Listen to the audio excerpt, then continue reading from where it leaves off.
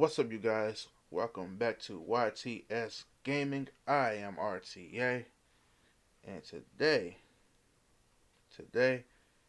it's gonna be kind of weird for me. Let's look at this. It's a game called Mortal Shell.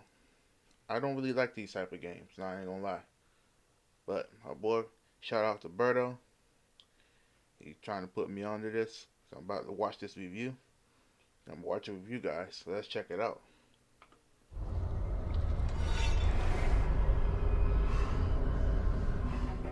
Oh, don't forget, hit that like button and subscribe if you're new. Yeah, I know. Everyone's sick of the term Souls-like, but as long as games that duplicate From Software's Dark Souls formula as closely as Mortal Shell keep coming out, we're gonna be stuck with it. This one condenses the idea of games like Bloodborne and Dark Souls into a compact package that should only take around 12 to 18 hours to beat. And it manages to introduce just enough smart new ideas to avoid feeling like old news to Souls veterans. How did I know this was gonna be something like Dark Souls?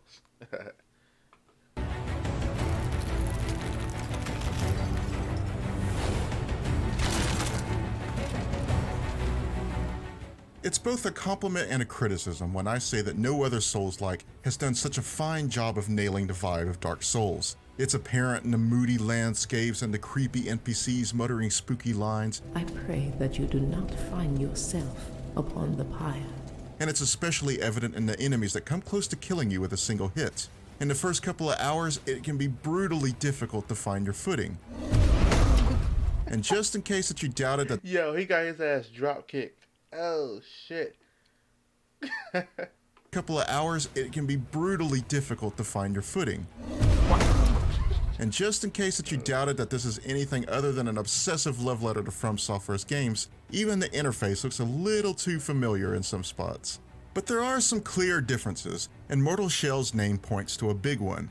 So, you start off as a wraith-like creature who can barely take a hit, so survival depends on hopping into the corpses of 4 dead warriors you find scattered across the landscape like a necromancer hermit crab. It's a cool idea, as it allows you to switch between very different builds and alter your desired playstyle without spending ages carefully building stats. Shells also allow for a welcome second chance in combat, as dying will knock your wraith form out of your shell. If you can get back before enemies chop you down, your health will fully restore. You start off with Haros, a regular knight with balanced stats. He's kinda boring. I had a lot more fun when I found my personal favorite, Teal. He's a roguish character with a massive stamina pool for dodging, and that's essential to my playstyle. He got even better when I customized him by fleshing out his perk trees with currencies I earned. What is that? I'm dead. But if y'all like to see us play this on our Twitch, which is Twitch TV/YTSGaming, let us know in the comment section. From fighting. If you were struggling like I was early on, these upgrades can really pull your fat out of the fire. Mortal Shell didn't really click for me, for instance, until I upgraded Teal Shell so that sprinting no longer depletes stamina and incoming blows sometimes chop off stamina instead of health. After that, encounters that were maddeningly tough the first time sometimes became trifling, taking this from what I thought was one of the toughest Souls-likes I'd ever played to one of the easier ones. And, in a neat twist, you can loot vials that allow you to switch from one of the shells on the fly, which is helpful when you run across a boss who gives you trouble while you're in a particular shell. The 4 discoverable weapons also allow for substantially different melee playstyles, but not with the same degree of freedom as the shells. Damage upgrades are scarce, and so I found it wise to focus on one weapon and sideline the others, at least until New Game Plus. But nothing sets Mortal Shell apart as much as its harden mechanic, which turns your wraithy hero into unbreakable stone for the span of one blow. This serves as an indirect block, and it'll sometimes stagger enemies when their blades meet your stone skin. It allows for some strategies that are unique to Mortal Shell 2, like hardening in mid-swing and then completing the attack after a boss's blow glances off of you. Harden does have a short cooldown, so you can't spam it, but it's swift enough to encourage a touch more recklessness than I'm used to from the Souls games themselves. The only problem is that I find it encourages a very predictable playstyle where you run in, Hit an enemy a couple of times, harden, and then jump back out. Get good at the timing and get a weapon and shell that suits you, and Mortal Shell's punishing difficulty can start to seem too easy and a little tedious. Speaking of timing, Mortal Shell also encourages parrying, as you can follow up perfect parries with a devastating blow. So is this basically, I don't know, like Dark Souls 4 or something, but just a different name? Because they do have another game on PlayStation coming out as well. It's kind of the same thing. Like, these just like different branches of Dark Souls. If someone knows, let me know in the comments. That also restores a goodly chunk of health. It looks cool and it's immensely satisfying when it works. I personally struggled with the timing, and in a way I never struggled with parrying in Sekiro. Fortunately, parrying isn't the only means of healing, so it's not essential if it doesn't agree with you. One place where Mortal Shell draws inspiration from outside the genre is in its exploration, which gave me a Zelda vibe.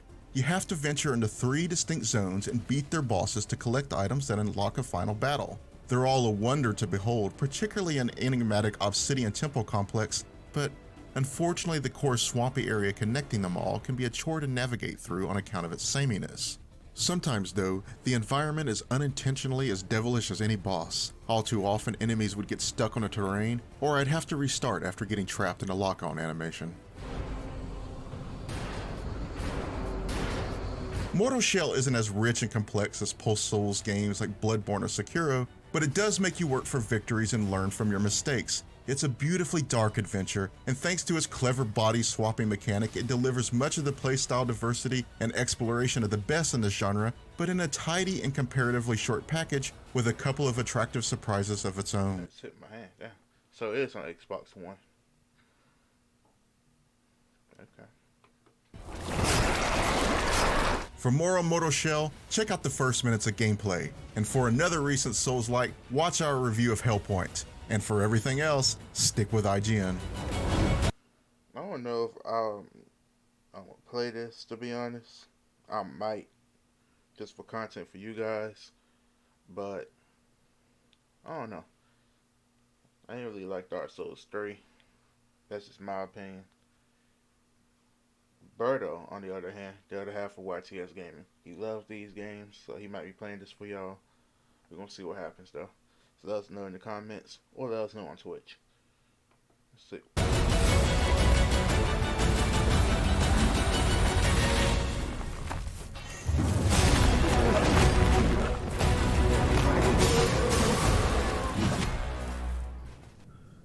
thought he was gonna do something cool.